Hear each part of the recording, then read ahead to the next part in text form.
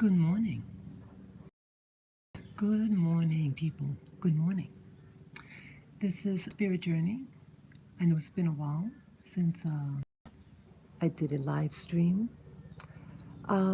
Yes, I'm in Rwanda. It's in East Africa, and it is actually a beautiful day. But I have some sad news. Yeah, I moved to my new place. I was staying at the hotel, and I moved in two, 2 days ago. Um, my other little fur baby, Lily, she passed away. I'm just trying to hold the camera right. And my little dog, my little girl, Lily, passed away um, this morning, January 7, 2024. Um, the doctor sent me a message, and okay, I thought I heard something. Okay, yeah. I had the opportunity to see Lily. She's my first dog. She's the Havanese. Um, I how to begin? Okay, let me back up a little bit. um, those who have been following my channel, um, my other dog, Lilac, my little peanut, Lilac passed away on January 2, sometime in the morning. Um, I'm still numb. And so now, well, all three of my dogs, I had Lily, I had Lilac, and then Lavender. Lavender is still alive. Um, I guess coming to Africa, no, I shouldn't say live. Um, my dogs were considered older, but they were healthy when I left. Um, I think the facility, which was filthy, yet they have a lot of um, things to offer, like so-called dog training, um, a veterinarian on staff. They do dog walking and boarding. I thought my dogs were being in good hands, but it wasn't a lot of things, and I guess also the stress of my not being there, the stress of sorry, the stress of my not being there, um, put stress on them, and um, they they just gave up. I am so hurt. It's really something. Would I have come down here knowing that your dogs, two of the three, to pass away less than a week apart? And I would not have done that. But remember, I did say that my dream was to move abroad and to be buried here in Africa. So two of them will be here in Africa, to be, put, be at rest in this continent. Um, what else I want to talk about? Let me get up. I'm just sitting down now. Yeah, I got the news of my Lily's passing around 9 a.m. Rwanda time. Okay, so I found out. Let me see what the time now is. Okay, it's now about a little after 10 a.m. And Yeah, I was letting my family and friends know what happened. Um, Life is something. Here, I had a dream to have a new, beautiful life on the continent that is so controversial to so many people. Um, it's a beautiful island. It does have a lot of poverty, you know, but the people here, it's like there's two sides. I found them overall very beautiful people, very spiritual. I still say that. But you have people who are in the wrong occupation and they're looking for a check, and it's like that in America too, all over the world. People are working for money. They're not, you know, there's this thing called your calling. What is your calling?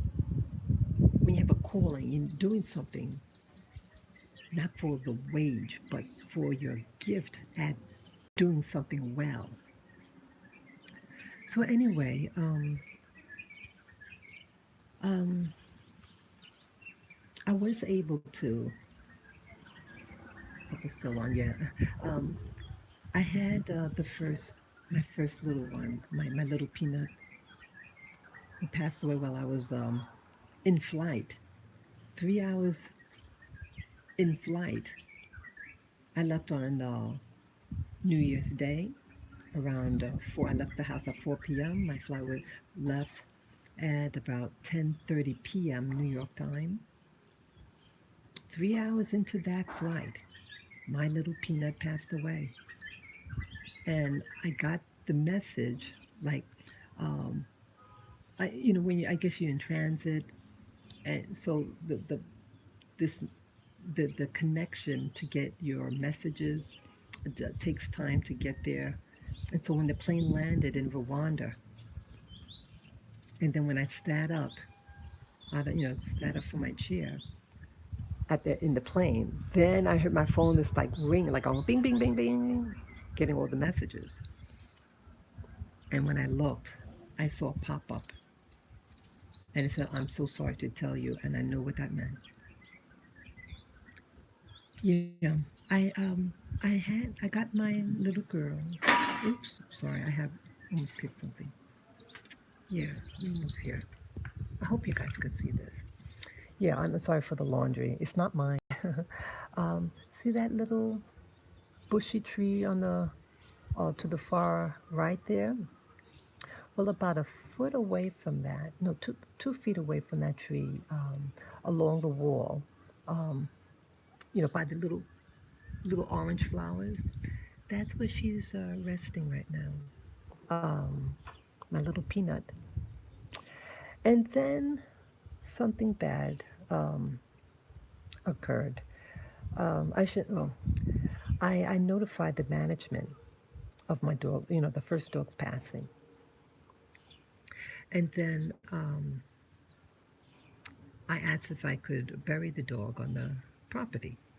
And so um, she didn't respond. So I thought it was okay. And so they helped me dig a hole. There's a groundskeeper, nice man. And I was going to dig the hole myself. He took this. The men here are very chivalrous. They men like to do. Men want to show what they can do. You know what I mean? So I appreciate the men of Rwanda. About things like that. He dug the hole for me, and I was. He placed the dog. The dog was wrapped up, and then we both together put the dirt over the hole. So yeah. Right. Sorry. Wow. There's some stuff on the bottom of this. I don't know what's happening. I think I might have pressed a button by mistake. I didn't mean to do that. It's hard to see because it's very bright out here. I just hope that it's broadcasting. Wow. Yeah, I must have pressed the button because I see all these little pictures. Does not make sense. Okay, I'm going to keep on going. Um, so yeah, at least my little peanut is buried here, so I can always look at the spot and be comforted that to be reminded of her. Um, she was so sweet.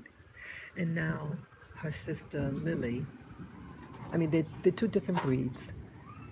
My little peanut Lilac was a Shih Tzu, but my first little doggie, her name is Lily, and she was a Havanese.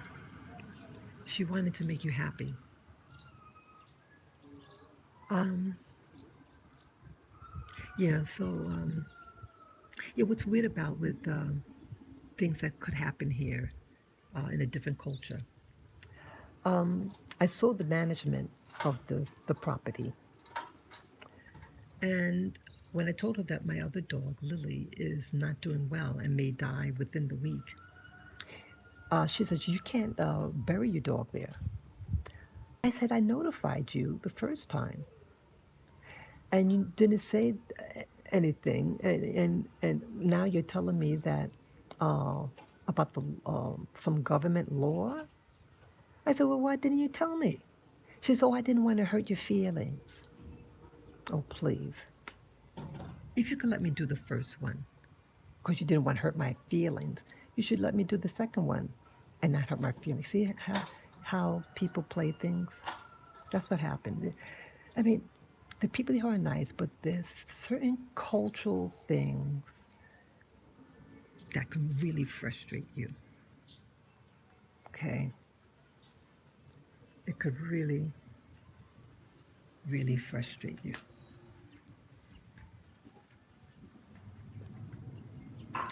So, yeah, I'm just getting a different angle. So, I want to stay in Rwanda. I want to stay. The house that I'm renting is beautiful. It's a beautiful place. It is a different lifestyle. I mean, how they do, money transaction is exotic to me. It just seems so busy. I think once I get the payment system down pat, um, I'll be okay. Yeah, I mean, I think it's like the West Indies. I used to live in the West Indies too. Yeah, I lived all over. um, I want to make the best of this. I don't want Lily and Lilac to have died in vain. My whole desire was to do this move as a collective, that it was about all of us, that all of us have a brand new start in an African culture. I just wanted to feel safe. Where I was living in New York City, it was decaying so quickly. But I do think, and I have to be honest, I do ask myself, should I have done this move? I do ask. I'd be a liar if I said I didn't. But I wanted a new start somewhere else with my babies, all three of them, Lily, Lilac, and Lavender. So at least I got the dream of, see, my dream was to move to Rwanda and to move to Rwanda, move into a beautiful house with a garden for my little babies. That's all I wanted, and to live this suburban life here with my dogs. I was born and raised in the city. I mean, the last 21 years or so, I lived in Manhattan, and it's very urban life. But I liked a lot of things about it. But it was just getting too dangerous. And when they tried to grab my dog from the stroller, could you get that? They tried to steal my dog, Lavender, the one that's still remaining. They tried to get him. And when that happened, I said, I'm out of here. So that was about 3 months ago. I said, I am out of here. I'm not going to stay in this country. And I knew there was a gamble because if I leave my apartment, I can't go back in. I mean, it was the cost of living there in the city was sorry. The cost of living was really inexpensive for me. It was fantastic lifestyle, but I wasn't happy. The life, the life of Black America in Manhattan, where I lived, was just going down the drain. I said, I can't take this. I can't take this. So I said, hey, uh, let me leave. I know I won't be able to get a place like this, the price for my apartment in the neighborhood I lived in. I won't be able to afford it. I say I got in, it's a rent stabilized, and I got in cheap. Yeah, I got in cheap. Hey, oh, come, just, I'm on the, huh? Yeah, yeah, I was on the phone.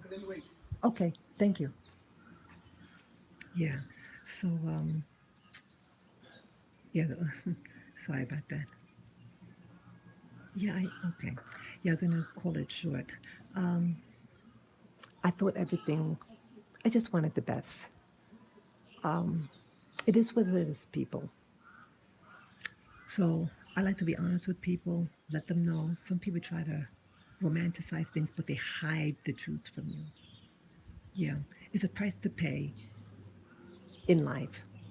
But may my two dogs that pass, Lily and Lilac, may they rest in peace and power. And my other dog, Lavender, the Pekingese, he's in the hospital too. Please pray for him that he have a full recovery. Okay? Yeah, I will have Lily cremated and take her ashes. So peace, love, and joy to you all. Have to go now. Bye bye.